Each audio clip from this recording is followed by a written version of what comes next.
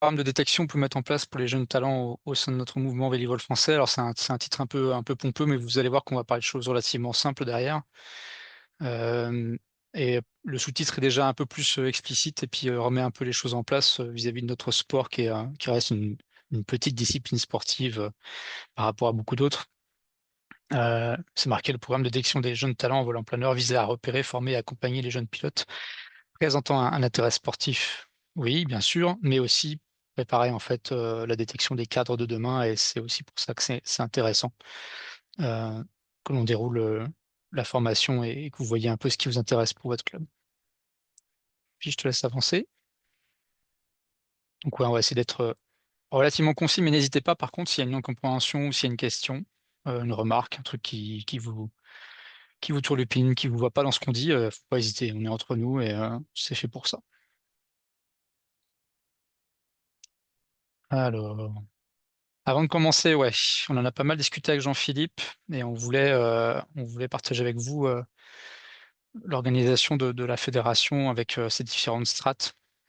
Bien sûr, il y a vous, il y a les clubs, parce que c'est au final, vous les 1ers à pouvoir, être au contact des pilotes et puis, détecter, futurs cadres et peut-être des sportifs.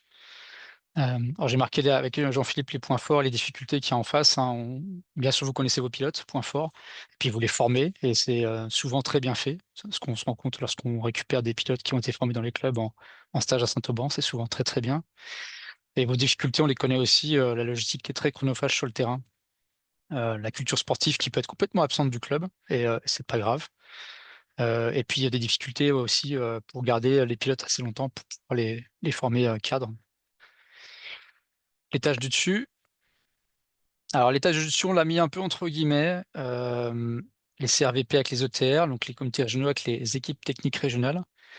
On les met entre guillemets parce que c'est un peu à géométrie variable selon, le comité régional dans lequel vous êtes. Heu, Juste point fort, connaissance des clubs bien sûr. Normalement, ils connaissent très bien leur club. Les points faibles, c'est les ressources qui sont limitées, pas beaucoup d'argent, pas beaucoup de bras parfois et puis des dynamiques qui sont cycliques. C'est du bénévolat et il y a très, très peu de professionnalisation pour avoir un cadre qui fait du lien, donc c'est très cyclique. Alors on met entre guillemets aussi parce que voilà, en haut, entre guillemets, en haut, hein, la FFVP, moi je l'ai nommé l'ETN, il y en a qui disent DTN, direction technique, mais il y a l'équipe technique nationale. On est une petite fédération, hein, 160 clubs, on n'est pas, du judo, du tennis où il y a moult clubs et un comité régional de tennis, c'est à la taille de la Fédération française de vol en planeur, hein. Donc on est tout petit, tout petit. C'est aussi pour ça que les comités régionaux et les ETR dans notre discipline, même si ce n'est qu'une boîte aux lettres parfois et une fois de plus, c'est pas grave de n'être qu'une boîte aux lettres pour, relayer des subventions. Ben, il y a ce lien qui est au-dessus, et qui peut être direct entre le club et la fédération, avec ses points forts côté fédéral, des cadres professionnels, des moyens logistiques. Bien sûr, il y a plus de moyens, mais des difficultés aussi parfois à avoir du lien directement avec vous. Et puis on sait que c'est très centralisé, avec Saint-Auban-Rouyen, donc ça peut être aussi un point négatif. Dans tous les cas, la chose qui est importante, c'est qu'on a tous les mêmes objectifs, vous le voyez en bas. On veut tous assez de pilotes pour renouveler nos cadres. On veut tous assez de pilotes pour avoir assez de volume pour qu'on garde, des budgets acceptables dans nos clubs. On veut tous de la sécurité des vols. On veut tous des résultats sportifs, même si on n'a pas forcément une culture sportive très forte dans certains clubs, mais on aime bien avoir des bons résultats parce qu'on sait que ça a un impact aussi sur, nos partenaires institutionnels qui continuent à soutenir, notre mouvement comme ils le soutiennent depuis, très, très longtemps. Alors, c'est la suite. Ouais, alors voilà, on va avoir besoin de vous. On va avoir besoin de vous. Le sommaire, on va juste faire un petit point sur l'intérêt, pour les clubs, et la fédération de cette détection. Ensuite on les publics cibles et puis on passera ensuite aux moyens.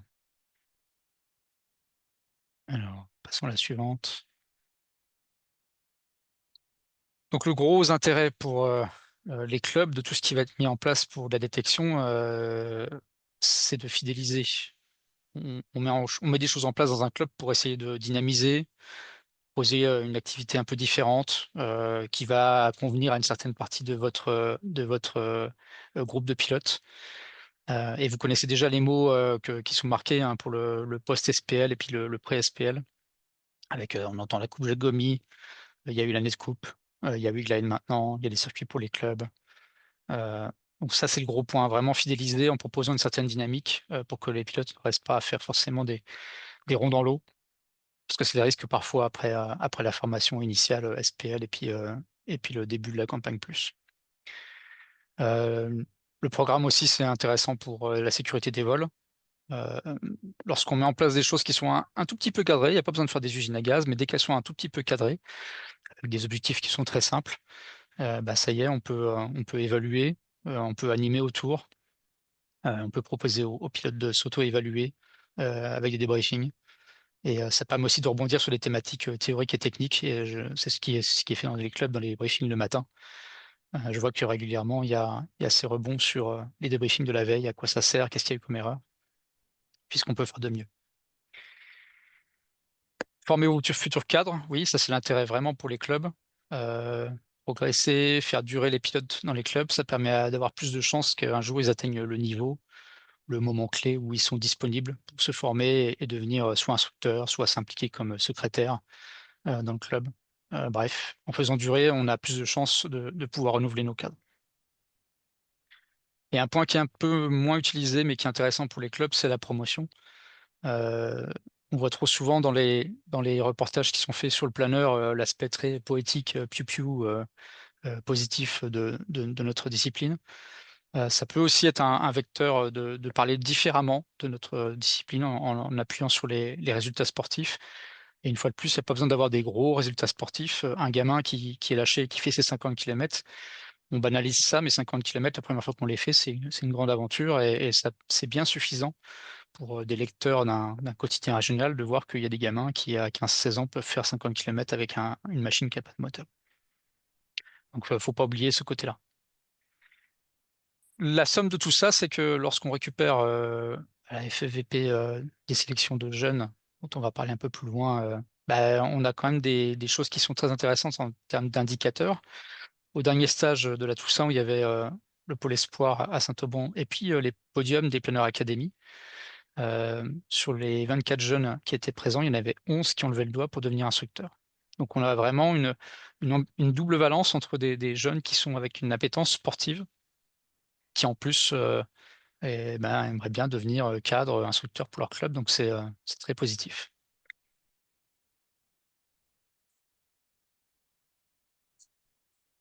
Non, c'est dans le. Pardon, j'ai un petit. Dans sa commode. Alors, pour la FFVP, ouais. Donc l'intérêt, bah, c'est le même que pour les clubs, parce que la FFVP sans ces clubs, elle n'est rien. Donc on peut tout reprendre, hein, renouvellement des cadres, sécurité des vols, fidélisation, promotion. Il n'y a pas photo, hein, sans les actions qui se passent dans les clubs, il ne se passera rien au niveau de la fédération. En plus de ça, évidemment, la fédération, elle a un partenaire ministériel, le ministère des Sports, et donc la filière de haut niveau, le renouvellement des équipes de France, pour elle, c'est primordial. Mais une fois de plus, j'en reviens à l'impact que ça a sur vous.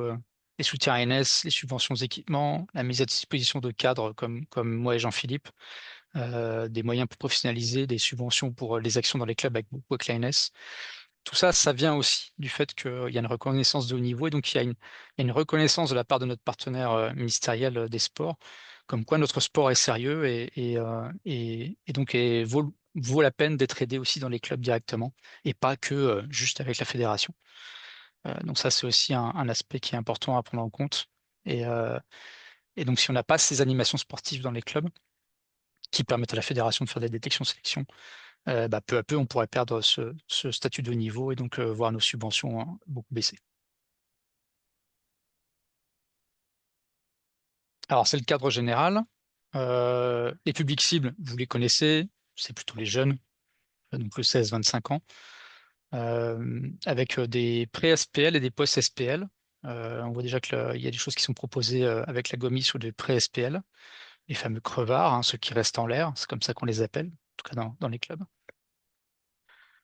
Euh, et les résultats sportifs de ces publics-là, on sait comment ça fonctionne. La première chose, c'est les motiver à rester en l'air. C'est ça la première des performances.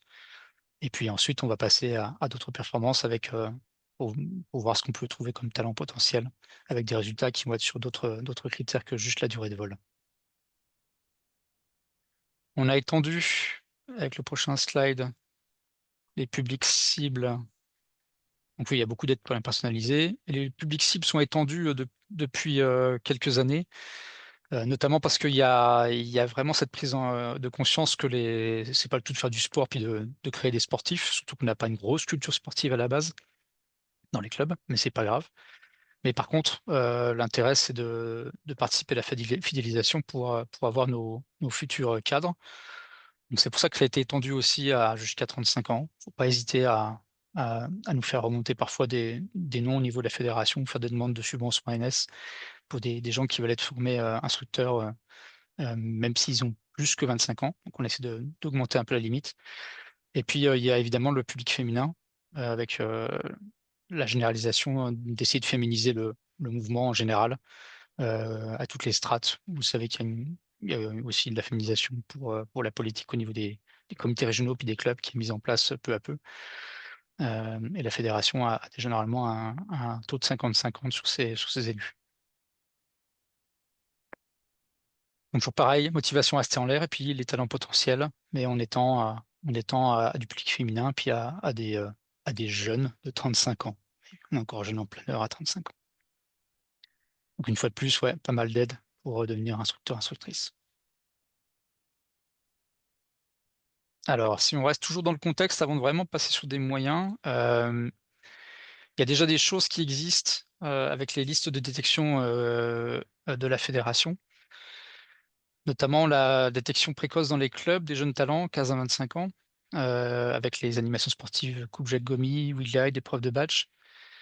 Vous avez reçu, je pense, récemment un envoi de la fédération qui demandait de donner des noms, proposer des noms pour rentrer sur la liste Espoir FFVP. Donc là, c'est en rouge et vous avez totalement la main, les clubs et les comités régionaux de volant planeur, pour proposer des noms pour ces jeunes, euh, avec à la clé un stage à Saint-Auban qui permettra au côté en haut de la pyramide FFVP de pouvoir évaluer ces jeunes. Ces jeunes-là aussi sont directement sélectionnés via la Coupe Jacques Gomy avec le podium qui est invité. Au niveau interrégional, donc on quitte les clubs, mais on passe au niveau interrégional, même si ça se passe dans un club qui organise. Donc il y a le dispositif planeur académique qui s'appelait avant Interrégionaux Jeunes, avec des compétitions qui sont accessibles avec le niveau Campagne Plus.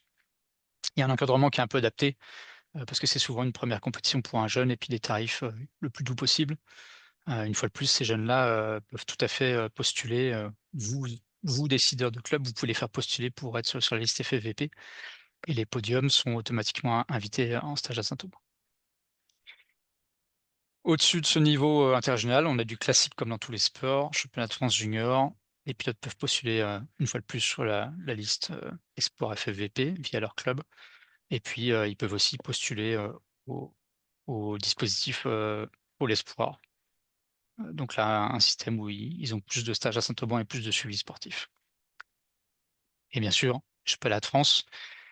Donc je vous ai remis à droite, si on part du plus bas au plus haut, entre guillemets, le Gomi, Wigley, des badges en bas, avec des stages et des listes qui sont à disposition. Les podiums des Planeurs Academy, pareil. Championnat de France junior, où on va réussir à sortir des jeunes qui vont en liste espoir FFVP ou en liste espoir, voire même certains qui vont en équipe de France junior. Et puis les championnats de France senior qui permettent de les pousser un peu plus loin, même s'ils restent en équipe de France junior, mais certains d'entre eux rentrent assez vite en équipe de France senior. Donc là, on a le contexte général et on va passer à des moyens qui vous intéressent plus euh, directement dans le club. Alors voilà, quoi mettre en place? C'est la grande question, parce que c'est bien, on a un schéma général, on a des moyens, on a des listes, beaucoup de choses qui sont intéressantes, mais néanmoins, qu'est-ce qu'on peut mettre simplement en place dans un club? On a pas mal discuté avec Jean-Philippe, on s'est dit, il ne faut pas qu'on réinvente des choses et il faut qu'on reste simple, parce qu'en plus, il existe déjà beaucoup de choses qui sont très bien et que certains d'entre vous utilisent déjà dans vos clubs. La première des difficultés, peut-être, c'est au final de trouver la personne dans le club. On en revient toujours à du bénévolat et il faut réussir à trouver un bénévole dans le club qui est motivé pour animer ces animations sportives. C'est pas forcément l'instructeur, c'est quelqu'un qui a du temps, qui a envie, qui a peut-être une appétence sportive, et donc qui veut soutenir une partie du club dans ses activités. Quand on dit qu'on veut rien inventer, c'est que le plus important au final de la part de ce membre pour animer la partie sportive dans le club, et sans rentrer dans des grands mots de sport, c'est d'informer. On en est toujours à ce niveau-là dans nos clubs. On est très pris, je peux prendre l'exemple de maintenant avec la maintenance des planeurs, on est à 100%, on est à fond là-dedans et on n'a pas forcément la tête à faire de la communication vers les membres. Or, la communication interne, c'est un des points importants, notamment parce que les jeunes et les moins jeunes qui arrivent dans le club, ils sont pas forcément au courant des différents dispositifs. Donc le membre qui serait cette fameuse perle rare qui permettrait de faire un peu de com interne dans le club, il est là pour faire de la communication répétée de l'existant. On n'invente rien et Jacques Gomy, Campagne Plus, WeGlide, les résultats des membres sur ces différents petits concours, pour les encourager, les féliciter, donner envie, les remercier les bénévoles qui permettent aussi, enfin, du classique de communication interne des clubs pour mettre en valeur, mais aussi proposer des choses. Le point qui est un peu plus, je dirais pas compliqué, mais qui est peut-être un peu nouveau, c'est que ce membre-là, ce serait intéressant, et vu que c'est pas forcément un instructeur, ce serait intéressant qu'il arrive à mettre en place des choses nouvelles et des choses officielles dans le club, le circuit du club, euh, un petit 100 km, un 90 km, comme on le faisait beaucoup dans les années 90, pour rester en local des aérodromes autour, et qui permettent de façon pédagogique, en fait, même aux instructeurs qui forment les pilotes en SPL, de se balader tranquillement sans avoir de risque de vache le plus bas possible. Et ça permettrait de faire un circuit qui vraiment corresponde au contexte du club avec son contexte d'espace aérien et tout ce qui va autour. Ce membre-là, donc communication, essayer de construire quelque chose avec l'équipe pédagogique pour proposer un circuit club. Et le troisième point, s'occuper des calendriers. On n'a on n'a pas d'action qui se projette si on n'a pas un calendrier. Et on est trop souvent dans nos clubs à gérer l'instant et on est toujours en train d'être dans la pression du temps. Et c'est dommage si en hiver, on n'a pas juste projeté le club sur un calendrier. Est-ce qu'il y a des stages à faire? Est-ce qu'il y a des stages en montagne pour ceux qui sont en plaine? Est-ce qu'il y a des stages en plaine pour ceux qui sont en montagne? Est-ce qu'il y a un championnat régional où tout le club, ou en tout cas une grosse partie des pilotes du club aimerait bien se déplacer tous ensemble? Donc si on n'a pas cette étape de réfléchir à un calendrier puis ensuite de l'afficher, c'est un peu dommage pour la construction aussi et puis l'information au niveau en termes des différents pilotes de ce qui peut se passer, de ce que propose le club.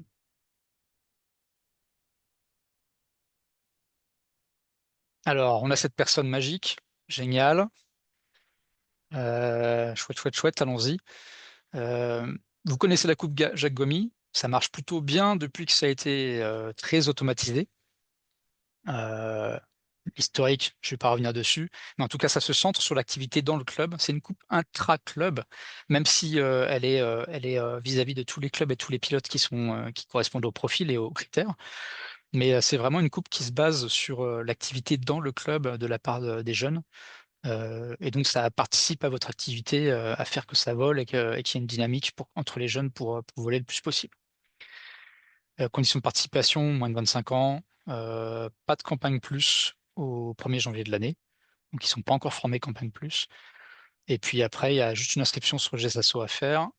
Si Jean-Philippe peut juste passer à la suivante. C'est ultra simple, hein. Là, vous voyez en bas, là, sur le GSASO, il y a une interface. Je souhaite participer à la Coupe Jet Gomi. Ça, il y a vraiment eu un super système qui a été mis en place pour la Coupe Jet Gomi avec la fédération. Bon, par contre, il faut utiliser GSASO, mais je crois que la quasi-totalité des clubs utilisent GSASO actuellement, parce qu'il faut incrémenter tous les heures de vol, les épreuves de badge, etc., que le jeune va faire.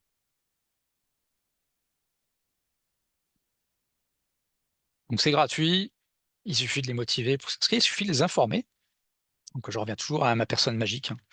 Et c'est elle qui sera le plus difficile à trouver, je pense. Une fois que vous l'avez et puis qu'elle connaît ses différents dispositifs, je dirais pas que c'est tout cuit, mais les jeunes après, ils vont se tirer la bourre, ça va être sympa. Alors, vite fait, les résultats à Coupe Jacques Gomy, voilà, c'est mis en valeur par la fédération, donc c'est aussi très important. On est tous humains, on aime bien avoir des mises en valeur, et c'est comme ça. Donc là, le podium de l'année avec le club de Buneau qui a cartonné, avec ses trois jeunes. Et il y a un classement. Donc il y a un classement par jeune. Ces trois premiers ont été invités à Saint-Auban. Et la slide suivante, il y a un classement par club.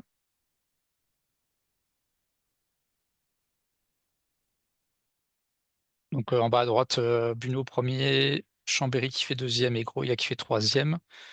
Euh, L'intérêt, c'est quand on pose la question aux jeunes de ce que c'est la Coupe Jacques Gomy, la réponse c'est ouais, ça permet de progresser en fait. Ça permet de pousser à rester en l'air. Les fameux crevards, hein. On en revient toujours à cette expression qui est peut-être un peu négative comme ça quand on l'entend, mais qui au sein de nos clubs, un crevard, c'est quelqu'un qui s'accroche en l'air et la Coupe Jacques Gomy, c'est ça. Plus les premières épreuves de batch pour essayer de, de faire une performance. On a fait la Coupe Jacques Gomy, il y a la Campagne Plus. Alors, la Campagne Plus, euh, ça a été difficile le passage à la SPL. Et notamment, il y a eu beaucoup de discussions sur le niveau que ça apportait. Et donc la fédération, elle s'est dit que bon, c'était peut-être un petit peu léger, juste la SPL, vu le contexte avec les espaces aériens, tout est un peu plus complexe qu'avant au niveau du vol à voile. Et donc la campagne plus existe, c'est une animation sportive. Ce qui est intéressant, c'est que elle peut même se mettre en place en parallèle de la SPL pour les pilotes qui sont les plus jeunes. Donc il y a ce côté où on peut rapidement insérer des contenus de la campagne plus dans la formation initiale de la SPL pour essayer d'avoir un continuum qui soit assez naturel, comme ce qu'on faisait peut-être un petit peu il y a une dizaine d'années avant que la SPL arrive. Et puis ça reprend les bases que tout le monde connaît, hein, on n'invente pas la poudre, avec les bases théoriques de vol sur la campagne. Donc ça permet aussi de créer des briefings thématiques dans le club qui vont s'intéresser à ce public qui est en formation Campagne Plus, mais parce que ma personne magique a donné l'information à tout le monde qu'il y aurait ces briefings théoriques qui seraient revus, il y a des agrégations qui se passent. Et c'est aussi ça qui est intéressant sur ces animations. La GOMI, ça intéresse les jeunes, oui, mais au final, ça va intéresser les moins jeunes qui vont aussi faire des scores. Là, la Campagne Plus, ça intéresse ceux qui sont en formation Campagne Plus, mais au final, ça va aussi intéresser ceux qui sont déjà lâchés depuis très longtemps, ceux qui vont laisser traîner une oreille au briefing parce que on revoit des choses qui nous font ah oui, c'est pour ça qu'on fait ça comme ça. Ah oui, c'est comme ça qu'on gère un local. Ah oui, c'est comme ça qu'on gère une vitesse optimale en transition. Et donc toutes ces animations qui sont sportives, mais au final sans mettre un gros mot dessus, sport et compétition, c'est intéressant pour tout le club. Il y a un petit point, j'ai pas eu le temps d'en discuter avec Jean-Philippe. Je crois que le pilote qui peut former ou qui peut intervenir sur des briefings n'est pas forcément l'instructeur pour la formation Campagne Plus. C'est ça, Jean-Philippe? On va dire que voilà, dans le cadre de la SPL ou de la campagne pour ceux qui seraient encore restreints, ancienne génération, là, ça serait quand même un instructeur. Dans Mm. la campagne plus, en effet, on peut quand même avoir quelqu'un qui a des compétences éventuellement sportives et qui pourrait accompagner, on va dire. Mm. Donc, toujours pareil, attention, un bémol, hein. Ça doit être sous la responsabilité du responsable pédagogique du club, comme William. C'est lui qui doit dire, OK, tu peux faire ce briefing, ou alors non, bah, ou alors faut que je sois là à tout prix. Enfin, c'est toi de trouver le réglage.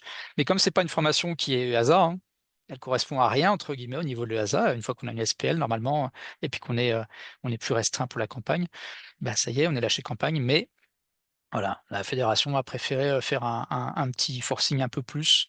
Et là, le responsable pédagogique a toute latitude pour désigner les personnes qui peuvent abonder dans la formation des pilotes et qui ne sont pas forcément des instructeurs. Donc on a fait la GOMI, la campagne plus, les badges. Alors je les mets, même si c'est un peu plus compliqué. Alors, vous connaissez forcément les badges, c'est très, très historique. Ça correspond au saut de puce du volant planeur des tout débuts, hein, de nos aînés qui ont inventé le volant planeur. Donc, il y a les badges A, et cetera, qui n'existent plus, hein, parce que bon, on sait faire une ligne droite et puis planer. Le souci des badges, c'est un bel outil, mais le souci des badges, c'est que c'est un outil qui a un petit peu dinosaure dans sa gestion. C'est encore du papier. C'est encore des vols, des épreuves qu'il faut annoncer avant de les faire. Et c'est pas juste je sors mon instrument de vol et puis hop, j'envoie ma carte SD et c'est bon. Il y a quand même ce formalisme, mais qui est aussi intéressant pédagogiquement parce que il impose de préparer son vol, de préparer aussi sa déclaration de vol.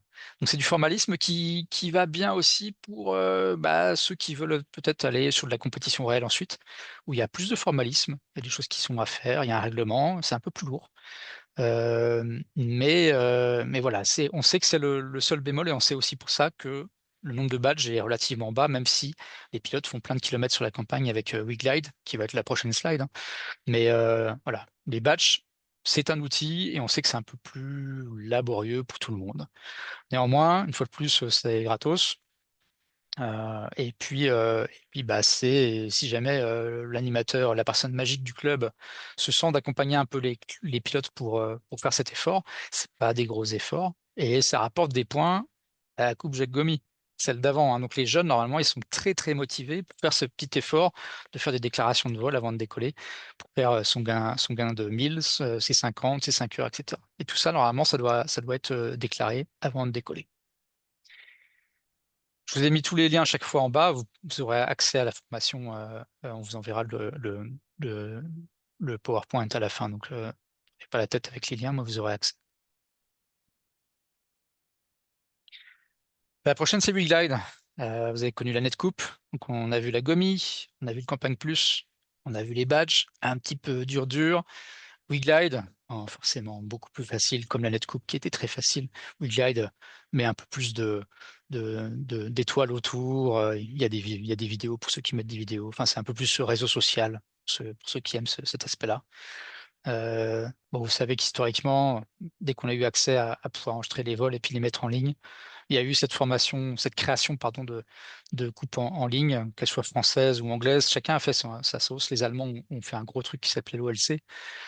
Et puis le web 3.0, hein, parce qu'on a parlé de 2.0 pendant très longtemps, lorsqu'il est arrivé avec les réseaux sociaux, ça a poussé. Il y a une nouvelle équipe qui est arrivée qui s'appelle WeGlide et qui a un peu tout écrasé positivement, hein, en proposant des trucs plus dynamiques pour les gens qui mettent leur vol en ligne. Euh, on parle de moyens lorsqu'il faut parler participation. Tous ces trucs-là sont gratuits, hein, et là, WeGlide, la participation, il n'y a pas forcément besoin d'avoir des enregistreurs IGC officiels, etc.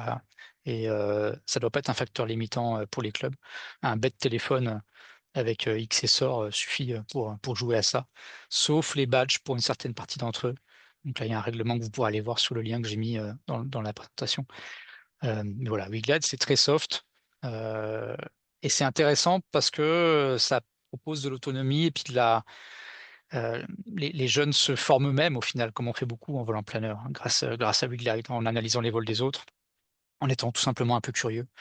Euh, et puis, ils peuvent s'inscrire tout seuls. Là, normalement, il n'y a pas beaucoup d'efforts de la personne magique à faire, hein, mis à part d'informer. Mais normalement, ça part fort et vite, WeGlide, sans trop d'efforts. Alors, la suite. Donc, l'interface WeGlide, très moderne, génial.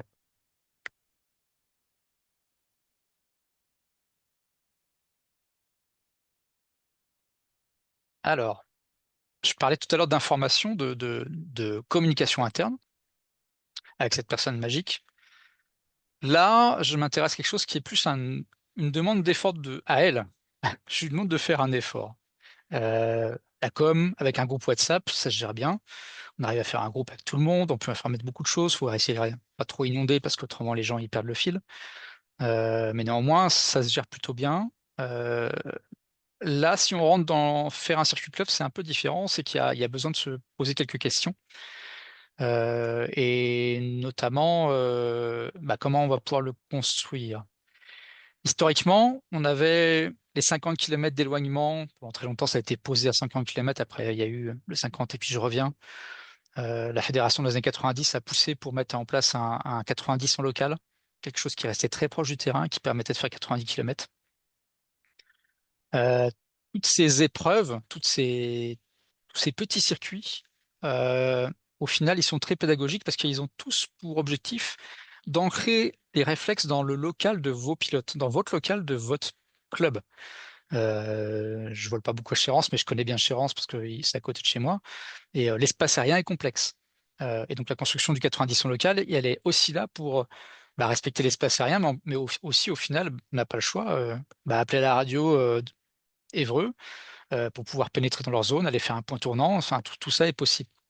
Et donc il y a vraiment ce côté qui est très, très pédagogique et sympathique à ancrer un circuit, à l'officialiser pour le club, parce qu'il va participer à la pédagogie et au final à ce que ça devienne naturel pour les pilotes de votre club, à bien connaître les us et coutumes qui sont autour de votre aérodrome. S'il y a un autre aérodrome qui est pas trop loin avec beaucoup d'agitation aéronautique, des petits avions qui font les tours de piste, c'est un endroit où on va peut-être pas trop aller, et heureusement. Ou alors on va faire exprès de passer pas trop loin, mais avec une pédagogie qu'on va expliquer pour dire attention, il faut écouter la radio, il faut passer par en dessous de l'interniveau, on va étudier la carte VAC, enfin voilà, ça va jusque-là. Et tous ces petits circuits qui sont faits en grand local ont cet intérêt-là, de vraiment mettre à l'aise vos pilotes dans le grand local pour qu'ils puissent ensuite se déplacer. Et puis après, ils feront des copier-coller plus loin pour étendre leur autonomie lorsqu'ils vont plus loin. Mais une fois qu'ils savent faire ça, normalement, ils savent tout faire. Les conditions de participation, en formation SPL, en biplace, super. Si on arrive à faire un truc qui reste en local des aérodromes du coin, donc il y a très très peu de risque de vache pour l'instructeur à bord, parce que c'est sa pression aussi, et il sait qu'il met en l'air toute la journée si jamais il va au tas avec un biplace. Et ben là, il peut mettre en place des choses sur le circuit officiel, sur lequel il lancera ensuite ses pilotes en monoplace. Donc ils l'auront déjà vu. Voilà, c'est relativement simple comme approche, mais au final, c'est assez naturel et ça permet de mettre tout le monde à l'aise sur les différents niveaux de vol qu'il faut respecter, sur les configurations d'espace aérien à Chérances qui sont parfois compliquées selon les vents, etc., etc. Donc il y a vraiment un intérêt qui est très sympathique. Une fois de plus, à l'avoir travaillé en biplace avec l'instructeur à bord. Le boulot pour la personne magique, c'est d'avoir tracé le circuit. Alors, elle n'est pas forcément instructrice. Elle est sûrement pas RP, même si William a la multicasquette, il fait tout. Mais c'est peut-être pas plus mal parfois aussi d'avoir une approche un peu différente. Mais néanmoins, elle doit le faire en coordination avec le RP ou un instructeur reconnu du club pour pas que ça parte sur du n'importe quoi. Et j'ai noté quelque chose qui, moi, me passe par la tête que lorsque je trace un circuit, que ce soit 90 km ou 500, hein, c'est la même chose. Mais attention à la ligne de départ, où est-ce que je vais la placer? Où est-ce que je vais passer facilement sur un aérodrome sur la première branche? Comment est-ce que je reviens facilement au local de notre aérodrome de départ sur la deuxième? Enfin, les trucs qui sont très très simples, hein, mais qui permettent d'avoir d'avoir un tracé qui soit intéressant et le plus cool possible pour tout le monde, notamment pour les biplaces qui font de la pédagogie sur le circuit. Comment s'inscrire? Comment inscrire mes pilotes? La seule solution, si on veut qu'un dispositif que vous mettiez en place, et c'est quand même pas compliqué, hein, ce petit 90-100 km, c'est qu'il soit officialisé. Et officialiser les choses, c'est les afficher au final. On peut en parler, on peut en parler au coin du bar, on peut en parler lorsqu'on fait un pot au club, etc., etc. Mais si on n'a pas un affichage quelque part qui officialise ce dispositif, parce qu'il est invisible, c'est pas un badge, c'est pas de la gomie, tous ces trucs-là sont visibles, ça existe et il y a des systèmes qui permettent de les mettre en valeur en final. Mais s'il n'y a pas un endroit dans le club, dans la salle de briefing où on affiche ce circuit, on va louper le coche. Alors, je sais qu'après, certains clubs qui mettent ça en place font aussi une petite coupe. Et à la fin de l'année, ça permet de faire une remise des prix et puis donc de créer une animation et puis bien sûr de débriefer les pilotes plus facilement dessus. Donc c'est un côté très pédagogique. Alors si on peut passer juste à la suivante. L'affichage, c'est pas très complexe, hein. Alors, je sais qu'on fait plein de trucs en hiver, et notamment la méca, hein. C'est une fois de plus, je sais que c'est le nerf de la guerre et c'est notre stress quotidien, la méca, pour être prêt lorsqu'il y aura les bons jours. Mais si cette personne magique, elle peut prendre une demi-journée à discuter avec l'instructeur ou le RP du club, et puis à essayer de construire cette chose, et puis après à la formaliser pour pouvoir l'afficher dans la salle de briefing, bah voilà, ça y est, on a quelque chose qui est intéressant et qui est intéressant pour les qui sont sur les biplaces et qui est aussi intéressant pour les pilotes qui vont se lancer dessus. Donc là, j'ai dû juste donner un petit exemple de ce que moi je ferais à Chérances. Je n'ai pas discuté avec William, parce qu'il va peut-être me dire, mais ça va pas être possible avec l'espace aérien sur le nord d'Évreux. Mais voilà ce que je pourrais tracer avec les 100 bandes de Chérances, avec un départ sur le terrain.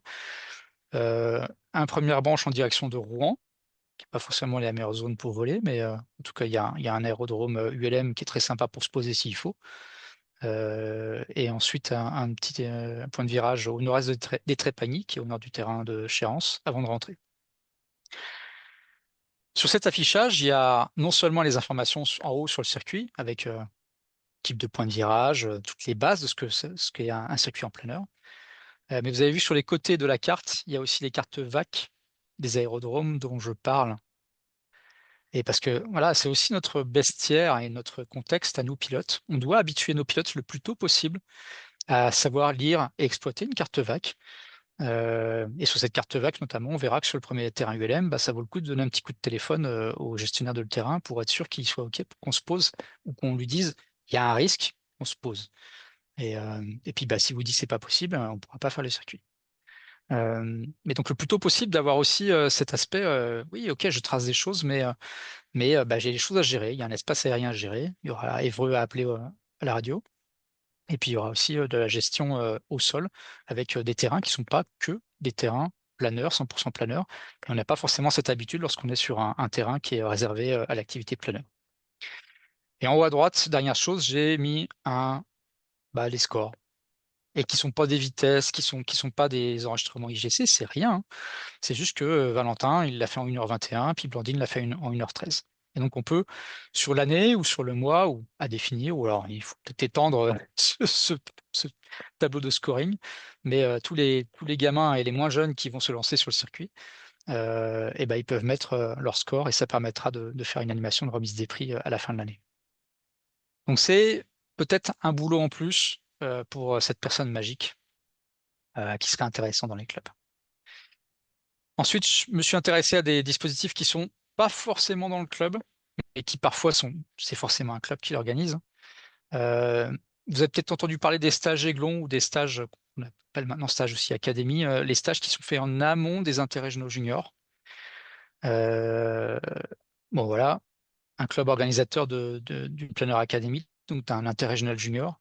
Il va ouvrir ses portes la semaine d'avant, tout simplement un stage campagne pour que les jeunes qui arrivent s'entraînent sur le terrain, s'entraînent déjà à faire le tour de piste pour qu'ils connaissent les us et coutumes du terrain, et puis après à faire quelques kilomètres sur les différents axes autour du terrain pour être à peu près prêt le jour de la première journée de la compétition de l'interrégional. Pas très compliqué à mettre en place parce que c'est un stage campagne comme vous le faites dans vos clubs, sauf que là c'est ouvert à des pilotes qui viennent de l'extérieur parce que le club organise l'interrégional jeune. On utilise les mêmes choses, les 100 km en local, et puis on fait des briefings thématiques. Donc on en revient vraiment à tout ce que vous faites normalement dans les clubs. On va reparler du renoncement dans tout ce qui est euh, gestion humaine. Ensuite le verre d'eau avec les pauses dans les champs bien sûr. L'optimisation de la vitesse de croisière, le max ready, les trois tranches. Voilà, on n'invente rien du tout. Et c'est juste de l'exploitation de ce qui existe dans tous les bouquins qu'on utilise pour former nos SPL et puis la campagne plus. L'accompagnement, si jamais votre club veut se lancer à faire un stage académie ou une planeur académie, donc un championnat interjeune, c'est qu'il y a de l'ANS. Donc là, il y a des fonds qui peuvent venir abonder. Toutes les choses qui se passent avant, vous avez vu qu'il y a parfois il y a des bourses de la fédération qui vont abonder pour aider les jeunes, ou alors des stages qui sont organisés à Saint-Auban s'ils sont sélectionnés, qui ont fait un beau score. Là, lorsque vous mettez en place ce genre de stage, vous pouvez demander dans le cadre du développement d'avoir des aides, même en intra-club, si vous ouvrez notamment au comité régional ou alors à d'autres clubs de venir sur ce stage. J'ai noté, oui, accompagnement, parfois on peut avoir un cadre technique, comme Jean-Philippe ou moi, qui serait, si on est dispo. Très franchement, on adore faire ça, parce que c'est super sympa d'aller dans vos clubs et puis d'aider à monter ce genre de stage. Bon, on est très limité en ressources, hein, on n'est pas beaucoup. Et donc là, c'est assez difficile, mais n'hésitez pas à demander, ça ne vous coûte rien de demander et on verra ce qu'on peut faire. Et puis il y a des ressources FFVP qu'on m'a demandé, je suis en train de les remettre à jour, à la date des années début 2000. Et donc je vais essayer de vous proposer un package qui sera mis à disposition et de ces animations-là, mais aussi à tous les clubs, hein, qui auront accès à des packages de briefing thématiques pour imaginer un peu les choses et les différentes thématiques qui sont abordées en briefing. Donc Stage Academy. Ensuite, on a le Planner Academy. Les interrégionaux juniors, ça a été mis en place dans les années 90. Il y avait des cadres techniques régionaux qui étaient à l'époque à la fédération. Donc il y avait des cadres comme moi et Jean-Philippe qui étions vraiment dédiés sur une région, voire même parfois sur un département. Donc il y avait des moyens humains qui étaient très autres qu'aujourd'hui. Et ces personnes-là, en fait, organisaient 4 grands interrégionaux qui correspondaient aux 4 grandes régions de la France, hein, coupées en 4 à peu près, et les animaient. Aujourd'hui, ces cadres techniques régionaux ont disparu, et puis les comités régionaux ont rarement pu professionnaliser, donc ils n'ont pas la matière humaine pour pouvoir vraiment organiser ça facilement. Et donc ça a été un petit peu en perte de vitesse. On a repoudré le système ça reste un championnat interrégional junior en termes de niveau sportif. Voilà. Ça reste un premier championnat, souvent, pour les jeunes pilotes. La différence, c'est que comme on a repris une partie de la gestion plus centrale au niveau de la fédération, on a plus la main sur où ça va se passer. On discute avec les différents clubs et puis la commission sportive et la DTN va valider où est-ce que ça va se passer pour qu'en fait on ait une coordination qui soit optimale. Juste pour information, en 2025, les clubs qui ont organisé ces championnats interrégionaux jeunes, ces Planner Academy, ont reçu 2 500 € de l'ANS sur le compte du développement pour pouvoir notamment proposer des tarifs le plus plancher possible aux jeunes. On ne fera pas d'argent, on est un sport qui ne fait pas d'argent, c'est comme ça. Mais en tout cas, si le club organisateur fait vraiment une belle animation et que ça lui sert, c'est très sympa. Mais en plus, si les jeunes qui viennent parfois de 300 ou 400 km avec une voiture, ça leur coûte pas trop cher, tant mieux. Et donc, c'est aussi pour ça qu'il y a cette aide spécifique. La différence qu'on a fait par rapport aux interrégionaux jeunes, c'est qu'on a aussi, comme on a centralisé la gestion, on a convoqué les jeunes, vos jeunes, qui ont fait la GOMI, qui ont fait les badges, qui ont fait Wiglad ou la Netcoupe l'année dernière. On avait mis des niveaux limites et au-dessus de ce niveau, lorsqu'ils atteignaient un niveau limite, ils recevaient un email de convocation et ça a permis de relancer un petit peu la dynamique sur cette compétition. Ce qui ne change surtout pas, et j'insiste, c'est que c'est un super stage campagne interclub. C'est ça au final, c'est un super stage campagne interclub. Donc si vous voulez l'organiser, postulez, levez le doigt, dites-le. Et il y a juste à contacter la commission sportive. Et puis si les conditions sont réunies de notre point de vue pour que vous soyez éligible, ça peut se faire chez vous et ça peut faire une animation très, très sympa dans le club. Alors, important, oui, quand on va convoquer les jeunes, pour votre information, vos présidents de club sont toujours informés, on les convoque. Parce que de toute façon, un jeune sans planeur, ça fait pas de compétition et on sait donner un planeur, c'est un gros effort de la part d'un club. Et donc voilà, le président de club est toujours mis en copie de l'information qu'on donne aux jeunes comme quoi il est convoqué.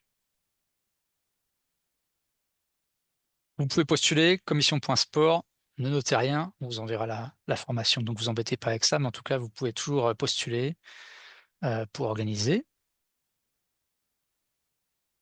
On va rendre public, normalement, on a quasiment fini la sélection des plateformes et on va pouvoir rendre public lors de la réunion des CRVP qui se passe dans 2 semaines à Paris, le calendrier des Planeurs Academy 2026. Ah oui, ça a beau être des interrégionaux juniors, vous pouvez venir, les plus de 25 ans. Et vos pilotes de club qui ont plus de 25 ans peuvent tout à fait profiter de cette dynamique. C'est un super stage campagne. Bien sûr qu'il y a un scoring, bien sûr qu'il y a des gens qui sont en concours, et puis il y a des gens qui sont hors concours, parce qu'ils sont trop vieux, ils ont plus que 25 ans et donc ils ne peuvent pas être scorés comme les autres. Mais néanmoins, la partie pédagogique, elle est exactement la même, elle est super intéressante. Et j'ai trop d'exemples de plus de 25 ans et dans le sens bon du terme, qui ont très bien profité de ces intérêts généraux juniors pour apprendre ou réapprendre les oreilles qui traînent en briefing. Ça sert à ça, mais qui réapprennent le vol sur la campagne. Donc c'est vraiment du super stage campagne qui profitera à tout le monde et donc c'est un truc qui est très intéressant à monter. Vous retrouverez sur le calendrier, donc là ça y est, on passe sur un format compétition, donc il y a un calendrier fédéral, un calendrier des compétitions et si vous allez sur le site de la FFVP, vous retrouverez les agendas de ces compétitions.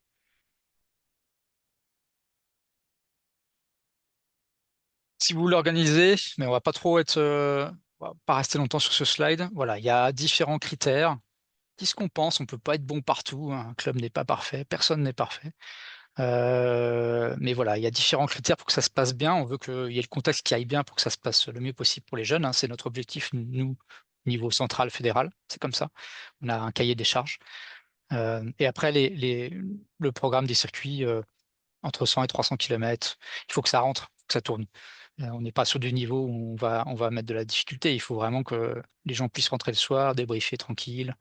C'est un truc très convivial. Donc voilà. Ah, je me suis trompé sur l'adresse d'ailleurs. C'est pas sport@ffvp pour postuler. Ce sera commission.sport, je crois. Je corrigerai avant qu'on vous envoie le document. Donc votre club peut. Voilà, je me suis trompé pour l'adresse en effet. Donc, alors, on n'a pas de. On a vu qu'il y avait différentes animations sportives jusqu'à l'interrégional jeune qui est devenu Planeur Academy actuellement. Euh, Nous, de côté central, on n'a pas de progression sportive qui est mesurable si on n'a pas des indicateurs pour mesurer les choses. Les classements, voilà, ça reste du sport. Et lorsqu'on gère le sport de haut niveau au niveau central de la FFVP, il faut qu'on puisse emmagasiner des indicateurs qui nous permettent de discriminer les choses. Des gens qui montent, des gens qui descendent, des gens qui s'améliorent, des gens qui sont potentiellement peut-être médaillables un jour pour l'équipe de France, hein. Allons jusque-là. Génial, Coupe Jacques Gomy, Gessasso, super indicateur, facile.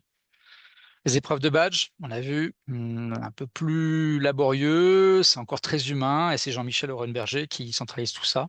Je vous mettrai d'ailleurs son email final, parce que si vous avez la moindre question sur les badges, c'est lui qui est la Bible.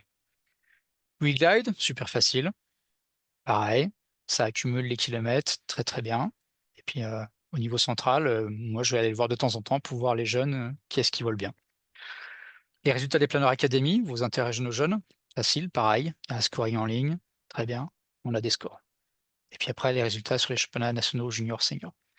Donc on a, grâce à ça, nous, au niveau central, euh, sans vous parler directement, sans parler au club, on a déjà des choses qui peuvent nous intéresser au niveau central. Et donc, merci pour tout ce que vous mettez en place. Et puis, quand vous poussez vos pilotes à participer à ces différentes choses, ça nous permet d'avoir un œil facilement, même à distance, sur ce qui se passe en termes de performance. Ça suffit pas. La personne magique, instructeur, le responsable pédagogique, faut pas hésiter à nous contacter. Euh, Moi, comme Jean-Philippe, Eric Napoléon, pour ceux qui ont son email. Vous avez quelqu'un que vous sentez que voilà, on n'a pas que les indicateurs qui nous permettent de dire ça va bien parce que le contexte du club, on le connaît pas forcément très bien. Ça peut être très compliqué parce qu'il y a beaucoup d'espace aérien. Ça peut être très compliqué parce que la météo est très difficile. Enfin, on n'est pas tous à égalité par rapport à ça dans les différents clubs. Et donc, faut pas hésiter à nous envoyer. Voilà, j'ai quelqu'un qui voudrait aller plus loin. Comment est-ce que je peux le pousser? Je sais pas trop comment. Et nous, on pourra avoir un œil bienveillant par rapport à ça pour vous accompagner. Il y a vraiment cet aspect. On est une petite fédération et autant sauter sur l'occasion. On est petit, profitons-en. Et on peut se parler directement. Et c'est l'occasion. Quand j'ai quelqu'un au pôle espoir il y a un truc que je sens pas bien, j'appelle son président de club ou son responsable pédagogique. Et puis on peut avoir une discussion. On peut débriefer sur des aspects où je me dis, tiens, c'est bizarre, la formation pour la PTL, elle n'est pas forcément comme je l'imaginerais, et on peut en discuter avec les responsables pédagogiques. Donc on a cette chance d'avoir une petite fédération et il faut vraiment en profiter. N'hésitez vraiment pas à nous questionner pour la moindre demande de conseil, au-delà du niveau sportif. Alors, ce qui se passe au-dessus, et je vous le mets juste pour information, mais vous le voyez de temps en temps sur les réseaux sociaux et puis sur les comptes rendus de la fédération. Voilà, une fois que, au niveau central, en haut, ça y est, on a détecté, ça y est, on regroupe des gens à Saint-Auban. Vous connaissez le pôle espoir, vous connaissez le pôle France, c'est des mots qui vous parlent. Et puis l'équipe de France avec, les pilotes qui vont représenter la France. Juste pour votre information, tous ces pilotes-là, normalement, ils payent rien, sauf, l'aller-retour et puis se payer à manger le soir. On a cette chance encore en France actuellement et avec la fédération de pouvoir, prendre en charge le maximum possible parce qu'on veut qu'il y ait le minimum de soucis, économiques pour un pilote qui aurait, peut-être un potentiel sportif qui serait intéressant et on trouvera des solutions pour, ensuite l'accompagner et qu'il ait accès à des machines qui lui permettent de s'exprimer. Parce qu'une fois de plus, notre intérêt pour nous, c'est de pouvoir, briller, que nos ministères ils continuent à nous suivre le plus longtemps possible. Ils font aussi parfois des stages à l'étranger, que ce soit Pôle espoir comme les collectifs des équipes de France et pour ces stages-là, la plupart du temps, là, on peut pas être, full et donc il y a des forfaits qui sont alloués, par la fédération, et qui sont hyper subventionnés par nos ministères de tutelle. La fédération met pas grand-chose. Heu, donc voilà, c'est notre spécificité française. Pour l'instant, elle fonctionne encore, et ça tient aussi au fait qu'on arrive à renouveler nos équipes de France pour toujours, ramener des médailles, à la maison, en fin d'année. À quoi ça sert? Ouais, on brille à l'international, on fait perdurer notre statut de niveau pour, récupérer le plus de choses possible à l'ANS, donc c'est des choses qui vont vous impacter, vous, sur les clubs, dans les demandes de subventions. Et puis une fois de plus, on sait que, bah, on pousse gentiment nos pilotes, d'équipe de France à devenir instructeurs, même s'ils ont pas forcément beaucoup de temps parfois au moment où ils deviennent instructeurs. Parce que, ça leur permet, ensuite lorsqu'ils mettent un petit peu le haut là sur la compétition, bah, d'être un cadre qui sera intéressant pour, vos clubs, que ce soit au fonctionnement interne du club, mais aussi pour, former vos futurs pilotes.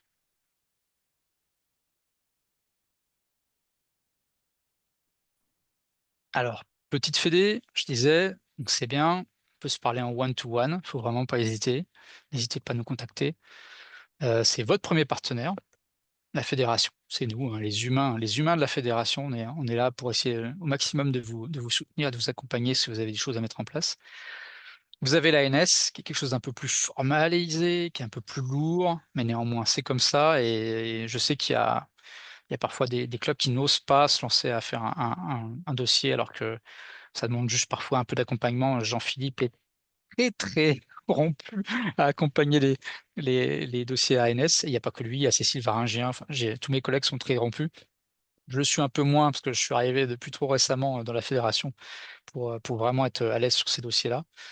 Mais néanmoins, voilà, on peut vous accompagner aussi. N'ayez pas peur de vous lancer sur un dossier ANS. Hem, les clubs qui sont labellisés Planeur Academy, vous avez vu qu'il y a une aide particulière, puis en plus on les soutient sur des contenus pédagogiques.